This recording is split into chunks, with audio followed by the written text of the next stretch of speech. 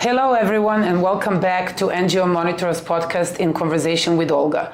As you all know, NGO Monitors is an Israel-based research organization who, put quite simply, does one thing: defends Israel's right to exist today as a Jewish homeland within the human rights space.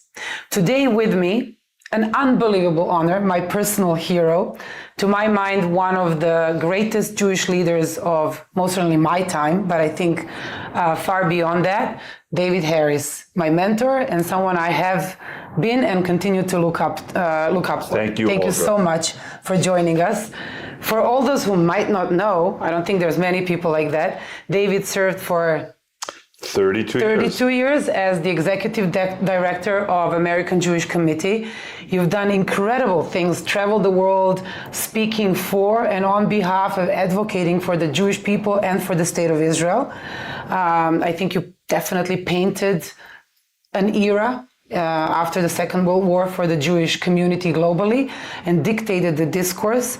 And in the last year, right, you have served also as the chairman of the board of ISGAP, an organization. Vice chair. I think your last interview was with Natan Sharansky, who serves as the chair. As the chair. ISGAP, a fellow research organization we gladly partner with and share the stage with. Thank you so much for joining me. Thank you for the kind words. I want to jumpstart us not on such a kind tone. We are about to mark in a couple of days 2 years since October the 7th. And I think one thing is for sure, because everyone uses exactly the same language, it has never been this bad for the Jewish people, for the state of Israel. And my personal prediction is that it will only continue to get worse before it starts getting better for us. And it's across the board. You know, we are in the week of the UNGA in New York, right after the infamous Macron-sponsored resolution and all the horrible statements, actually, that one would never think that a French president would utter, right? With unconditional support for the Palestinian state and almost equal conditions being placed in front of Israel, a democratically elected country. But at the same time, it's not only diplomatic and political isolation. We see the Spanish bicycle tournament being stopped over Israeli sportsmen, cultural events, the Emmy Awards, where one after another artists are chanting Free Palestine. You know, 2 weeks ago, I interviewed Einat Wilf for the podcast, and actually she closed with one of the most depressing lines. She said, there is no peace, there is no two-state solution, because the Palestinian side, they define themselves as not wanting us and our state. Can you make some order for me in this and share your thoughts on this? And usually the opening question is the easy question. How are you? Maybe I'll surprise you and NGO Monitor viewers. I'm not as pessimistic. Part of it is driven by analysis, I hope, and part of it is driven by intuition. So I admit, not terribly scientific. But I think the people who are particularly depressed and watching this need to spend time in Israel if they're not already here. And you and I are speaking right now from a room in Israel. This morning, when I woke up in my hotel room here, I saw a new Gallup poll survey, which indicated the 10 happiest countries in the world for people under the age of 30. Now, given everything you said, and Einat and others, and I have enormous respect for Einat, you would think that Israel was at the very bottom. In the world, Israel was ranked number 2. That means that those under 30 in this country who are bearing the brunt of the war of the last 2 years, who are experiencing the trauma of having lost friends and relatives, maybe having themselves been injured, but certainly having an unsettling time, nonetheless are able to describe themselves as happy with their lives. Not happy because of the service, but happy because of something larger. Finding meaning in life, finding purpose, simply finding gratification in living in Israel.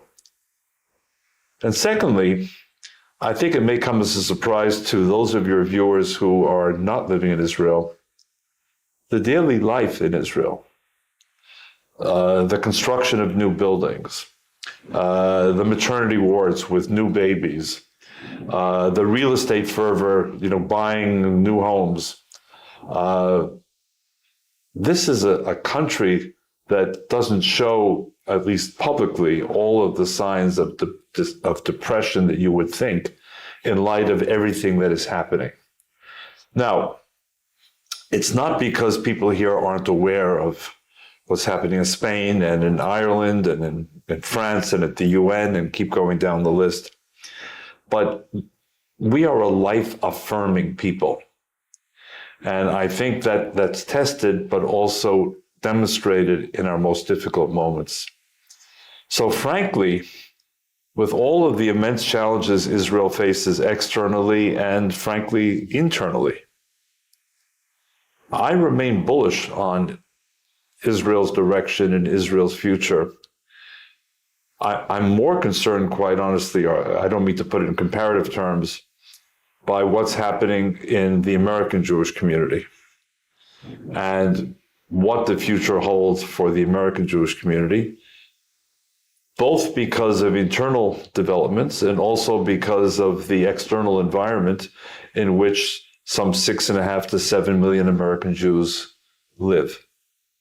It's quite interesting that you say that. I've been saying this even before October the 7th for quite a while, especially to elected officials around the world when I meet with them. And I would say, even anti-Semitism that was inspired by Israel, right, or that is connected, linked to Israel, it's not the Israelis that ultimately suffer from it, because the Israelis live in Israel, and at best we travel around the world, and even if it might be unpleasant, we return to our happy country where we go about our lives normally. But it is the Jewish communities around the world who suffer.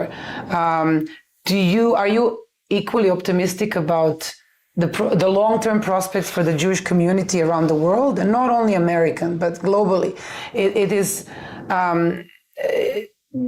It seems like globally we seek, as a community leadership, someone to follow, right, and a direction to follow. Do you think we have one? Well, there are several questions within the question. So, firstly, I've said elsewhere, but now I'm happy to be here with you, Olga, someone I've known now for 2 decades and seen you develop in the Jewish world, also seen you make Aliyah, by the way, and establish a family here. And in a way, maybe that's part of the answer to the question, that there'll be more Olga Israels with time. But I believe that American Jews in particular, whom I know best, but need what I call a spinal transplant. And I don't mean it in the medical sense of the term. I believe that to be a Jew in America now takes a certain amount of, let's call it, courage. Oddly enough, I was able to grow up in a post-war environment, in a home of Holocaust survivors, the first person in my entire extended family born in the United States. And I can honestly say that I experienced no anti-Semitism of any significance whatsoever. No impediment to school, sports, social life, university, career, go down the list. Even more, my wife and I raised 3 wonderful children who are themselves today parents, and they experienced, if possible, even less hurdles, minefields, impediments to being a Jew and a fully engaged member of American society. I cannot say that about my grandchildren. I can already see there have been a few incidents that things are going to be more difficult. Therefore, the question becomes, if young Jews are going to face challenges in the classroom, even in elementary or secondary school, in the university classroom, in the dormitory, the quadrangle, the summer camp, the job space, it's going to take a decision, which I never had to make and my children never had to make. How Jewish am I prepared to be? Publicly. Mm-hmm. How connected to Israel am I prepared to be? It can be things like, if it's a Hebrew-speaking family, do we speak Hebrew in public? If we do we speak at our normal decibel level? Or do we speak in a quieter tone? If we normally would have a mezuzah on our door, would we continue to have it, or would we put it on the inside rather than the outside of the door? If we travel to Israel and people ask, and the teacher asks in the classroom, where have you been in the last holiday? Do you simply say, we went away, or do you say, I went to Israel? And are you prepared, playing a kind of chess in your mind, for the possibility that someone might react by saying something negative? So in a way that I think that American Jews who want to be proudly, publicly, let's say nobly Jewish, it's going to take a bit of a spinal transplant. And where's that going to come from? In my mind, it's going to come from young Israelis. And I'm not here to get involved in all of the internal political infighting. And since I arrived in Israel, everyone wants to draw us into that fight. Mm-hmm. We want to talk about antisemitism globally. And by the way, it's a threat not just to diaspora communities, but to Israel's national security. Absolutely. And I want to stress that. But when I think of these young women and men, including members of my own family here, and my wife's family, my wife has two sisters who made Aliyah many years ago, and there are now 3 generations. My Israeli daughter-in-law's family. The amount of courage that it's taken in these 2 years to fight the most evil, demonic death cult on the face of the earth. And that hundreds of thousands of those young people on October the 7th were on the beaches of Goa, the salt flats of Bolivia, or selling in the malls of America. And the moment they got a call up, they rushed back. And we're told that 300,000 people were called and some 350,000 returned. I don't know many countries on earth where young people, knowing a priori that they were putting their lives on the line against these demonic forces, would rush back. And again, I don't ascribe political sides, but they were called back to defend their country. That's how they saw it. They responded. And that's from whom we need to have our spinal transplant of courage and pride and purpose. In a way, you said that we go 2 decades back. I was a Jewish student leader when we first met. You were. And I remember in Europe, right? And the images and the stories and the challenges you describe for an average Jewish family in the US and in North America, actually today, were something that was reserved for European capitals and European countries. And I still remember you would come and address 600 Jewish students for over 30 countries in Europe. And basically your message has remained the same, which is be proud of who you are. That is the only thing that can make us survive as a people. In a way, it is even more inspiring. I have wonderful memories of what you call the summer universities You always picked nice spots, which always had mountains or beaches or other distractions for all these wonderful young people. But the question arises daily, and not just in the United States, but in Europe and elsewhere, I'm sure. So what do we do about these problems? How do we fight anti-Semitism that's obviously surging? And my first answer, and it may catch some people off guard, is by becoming prouder Jews. Then we can talk about what you do in the schools and what you do in the courts and what you do in the universities. They're all obviously important. But again, to my earlier point, people have to know what it is they're standing up for. And I don't think, and I speak generally, there are obviously many exceptions, especially in the US where you have as many as 7 million Jews, no generalizations. But I think many of the young Jews that I have met want to be proud, but their identity is skin deep. And when pressed on Jewish history, especially Zionism, Israeli history, and I don't just mean on the events of the day. And one could discuss and debate, should Israel have struck this or that building? Fine. I'm talking about the right of the Jewish people, and you said it in your NGO Monitor mission, opening. Mm-hmm. The right of the Jewish people to self-determination, not in Poland or in Brooklyn, but in the land with which we are associated for 4 millennia. And I think there are lots of young Jews who want to make the case. Some don't, but many who do, but who don't know exactly what the case is. And when they're pressed a bit, they recoil because they don't really know. They don't know that we are an indigenous people. So when they hear this screaming and shouting, settler colonialists, occupiers, infidels, whatever, they don't know what to do with it. They know it's not right, but how do you respond? How do you respond by saying, look, we're none of the above.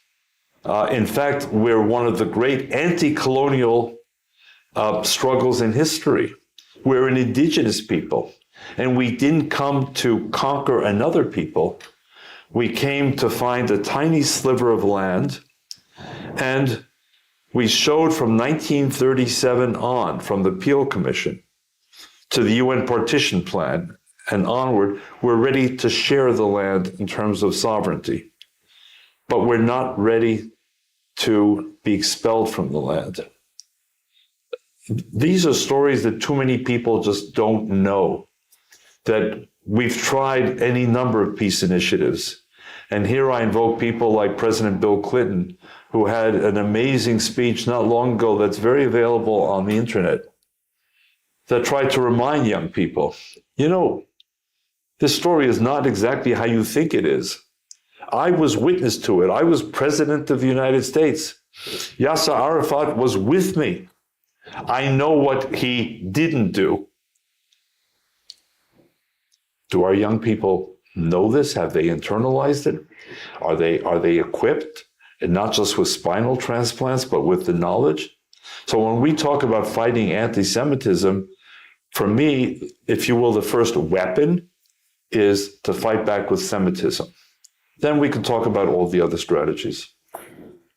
But I'm glad that you did mention the external threats and challenges. How could I not? And not only that, but you also framed it, and I could not agree with you more, that anti-Semitism poses a national security threat for the state of Israel. And I think we have all been saying this for a very long time, because we have, all of us doing this professionally, have seen the exponential escalation. But only after October the 7th, I think the broader public in and outside of the Jewish community understood the full scope of the onslaught, because it really is that. And you serve as, it's no wonder that you chose to serve as the vice chair of the board of ISGAP, and you're also the member of the International Advisory Board of NGO Monitor, two research organizations who actually dig into this issue. We try to map out and use facts, right? Expose facts on who are those powers that are trying to attack us.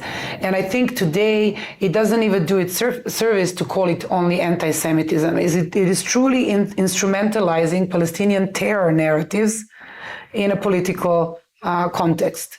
It is weaponizing human rights, but it is normalizing Palestinian terrorist organizations' narratives and agendas, and then putting them in a context of anti-Semitism today. Because what was before was anti-Semitism. Today, it's really a national security threat.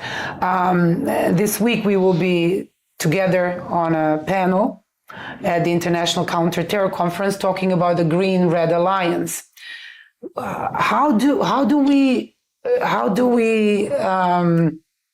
decipher this, not only for the Jewish community but also for everyone around us? How do we explain how sophisticated the attack, the political warfare, but then also all the other fronts is? And because it's not only the young Jewish people who are not equipped with knowledge; it is everyone else. That's true. It's true. Look, first of all, when I spoke about the national security challenge, I did it very deliberately because I'm not sure that many in Israel, where we're sitting now, really understood the surge in anti-Semitism as a direct threat to the state of Israel.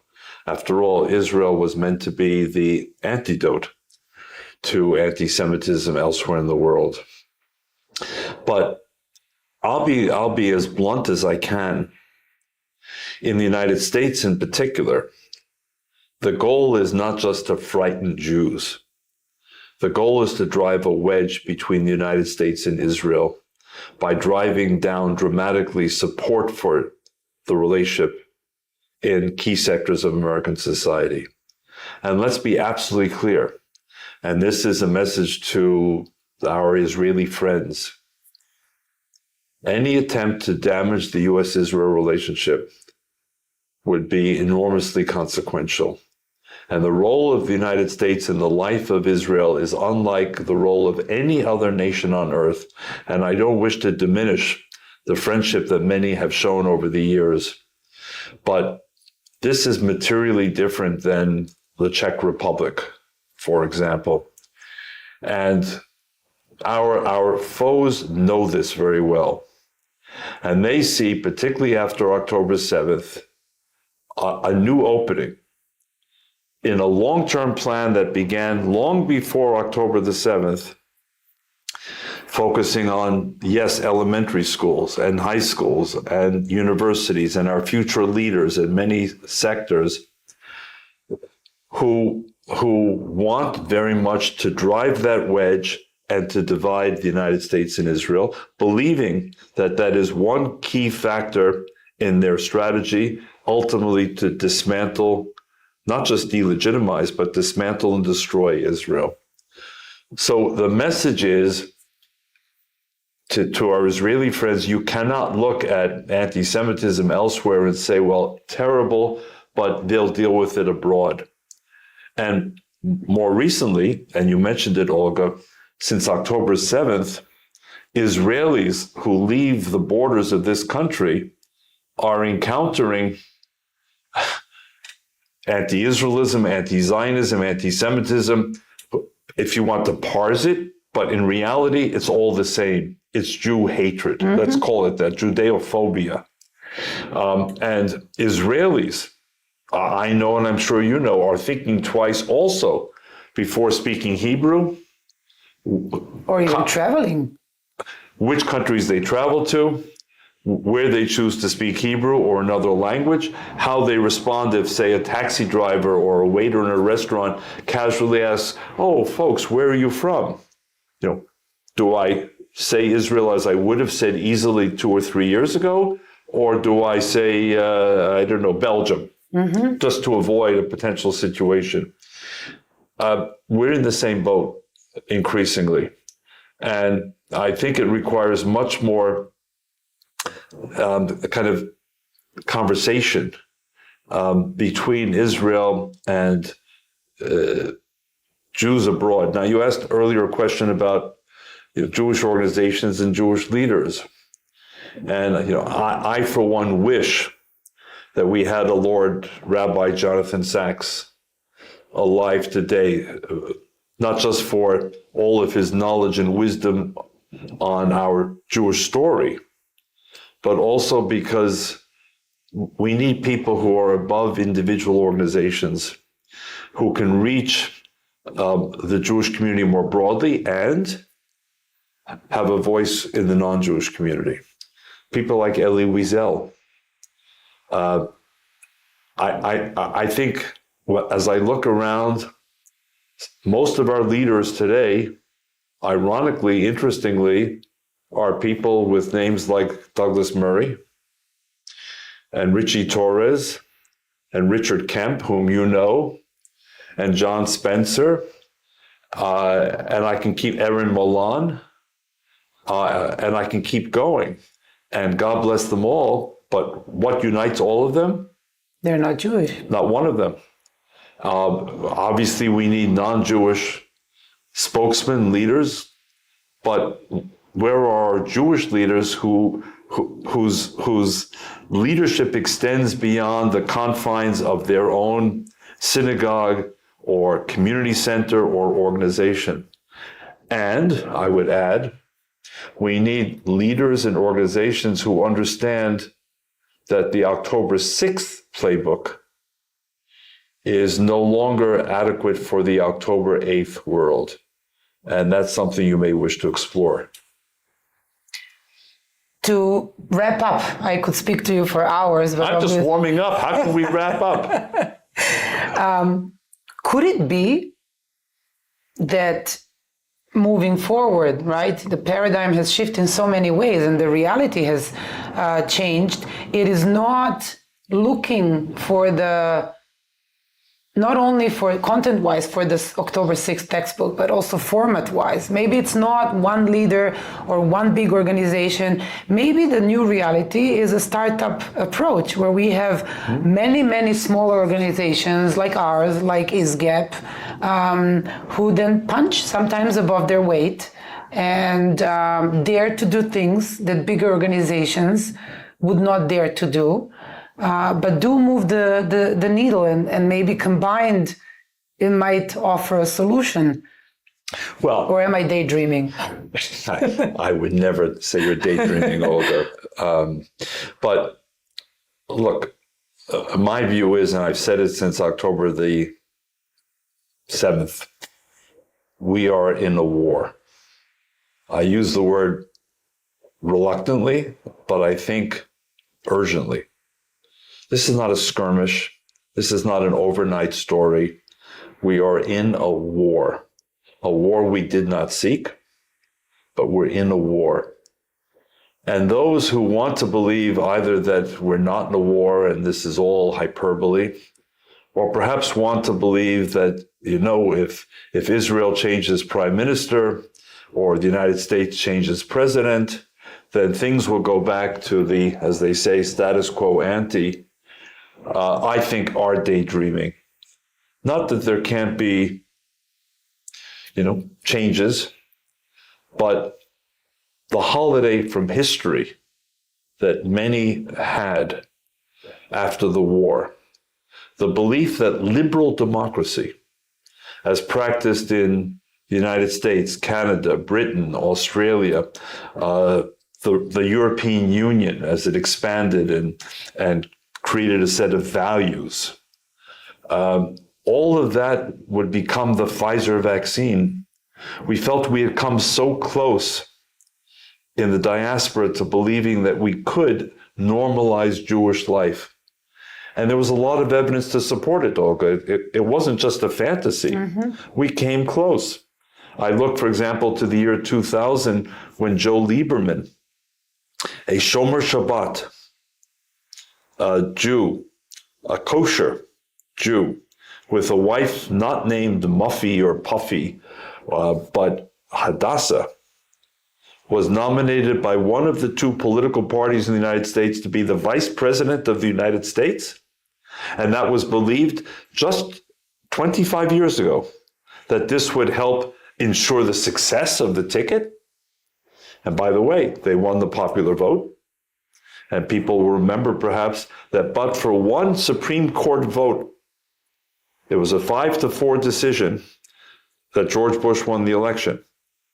But the Democrats were right in 2000 that America was ready for Joe Lieberman. In 2024, the Democrats were not ready for a new Joe Lieberman named Josh Shapiro, the governor of Pennsylvania. Things had changed dramatically. So those who want to believe that October 7th was not really all it was cracked up to be, things will pass, something is very different. As I said, I think it's a holiday from history, and if I may, in just a few weeks, I'll have a new book. 2 years ago, almost to the day, I received a phone call from the executive editor of Oxford University Press.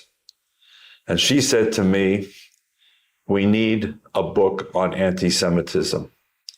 A book not for scholars who challenge each other's semicolons and footnotes, but for a wide audience, an audience that sees the subject surging, wants to understand it, and doesn't want to be buried in details. Mm-hmm.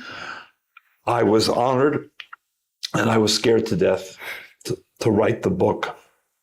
But I wrote the book. It's going to be published in just a few weeks.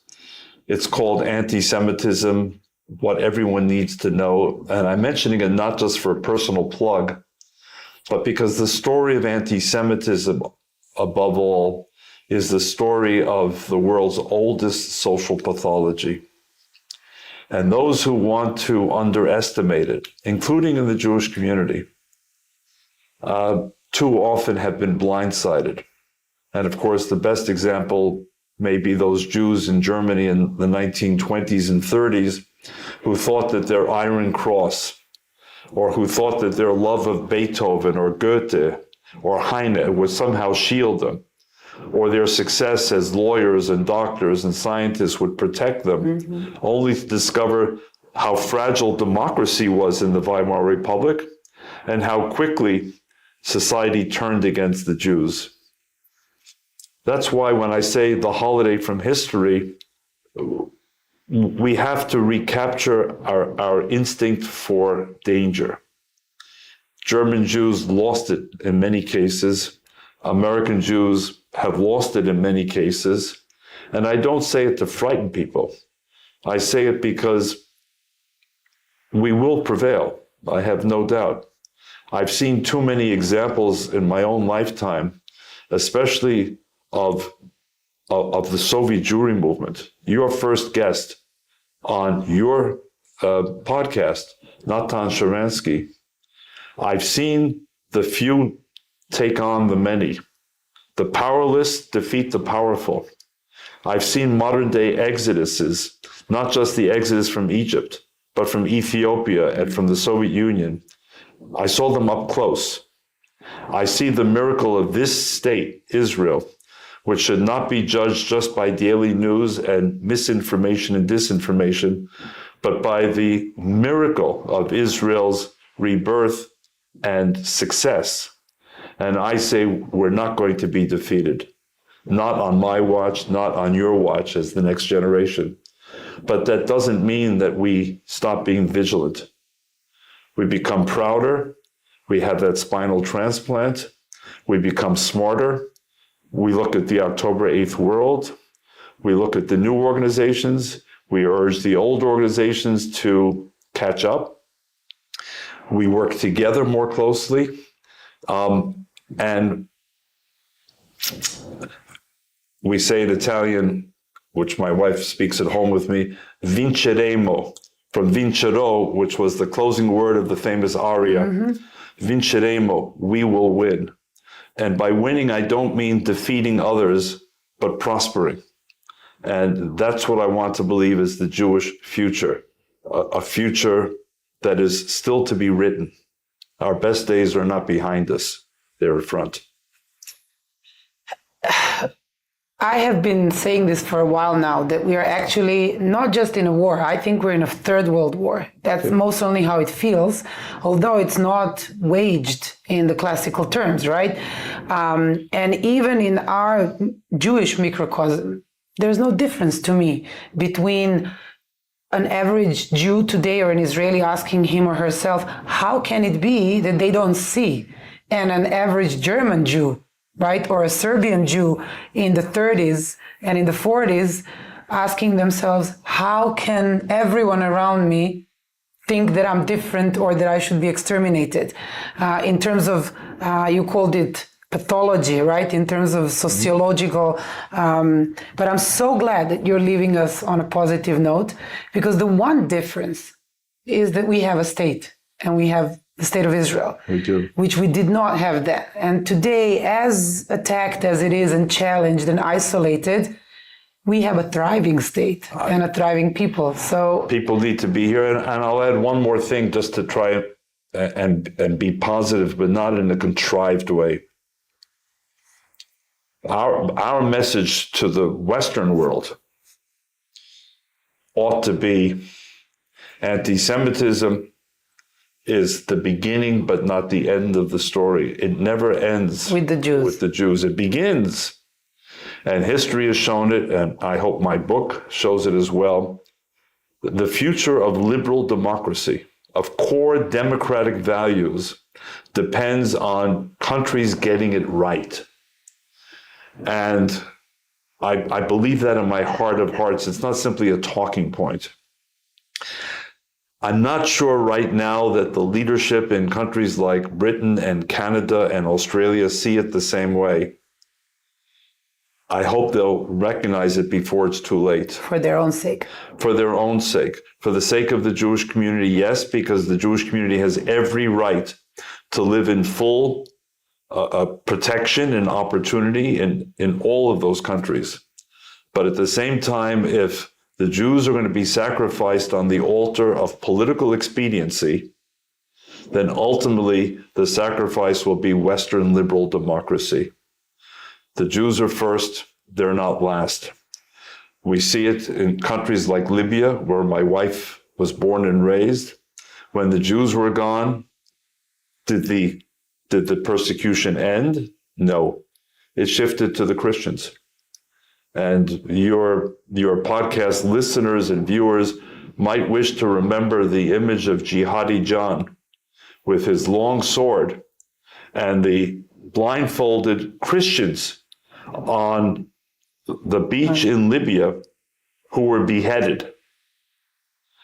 ISIS would have preferred that it be Jews, but the Jews were either all killed or, like my wife and her family, forced to flee. And thank God they did. So it's the Christians in Iraq, the Christians in Syria, it's the Kurds, it's the Baha'i, it's the Chaldeans, it's the Coptic Christians. We have to be loud and clear in saying, our destiny is tied to you, but you know what? Your destiny is tied to us. And there is strength in numbers, Olga. And truth is on our side. Thank goodness for NGO Monitor. Thank goodness for ISGAP. Thank goodness for people like Olga Israel, because I've seen you from your days in the European Union of Jewish Students. It wasn't just a temporary sabbatical. You've made it a life journey, and not just professionally, but also personally. So with people like Olga Israel, how can I fail to be optimistic about our future? Thank you so much. And I can't wait for your book to be published, and hopefully I'll be amongst the first ones to read it. Well, thank you. And if you don't like reading books, maybe there'll be a movie version. Who knows? And who's going to play David Harris? We'll see. I'm joking. Thank you so much. And I thank you for leaving us on a positive note, because too much is grim and too much is gloomy. And I think we all need to have a long-term positive. But the advantage is it's all true. I spent much of my career dealing with the Soviet Union. I was detained twice in the Soviet Union by Soviet authorities, but my story is nothing compared to Natan Sharansky. If viewers want to read a book, read Fear No Evil, the prison memoir of Natan Sharansky. Diminutive Natan Sharansky, enormous in stature but not in height, took on the Soviet Union. For 9 years, they tried to break him. For 9 years, he held on to his book of Psalms and his dignity. And even at the end, when he was released in that swap, and they told him walk straight across that bridge in Germany to the other side, in his last act of defiance, having endured torture and loneliness, he zigzagged across. That's the spirit. Zigzag across. If Natan Sharansky can defeat the Soviet totalitarian regime, we can do no less.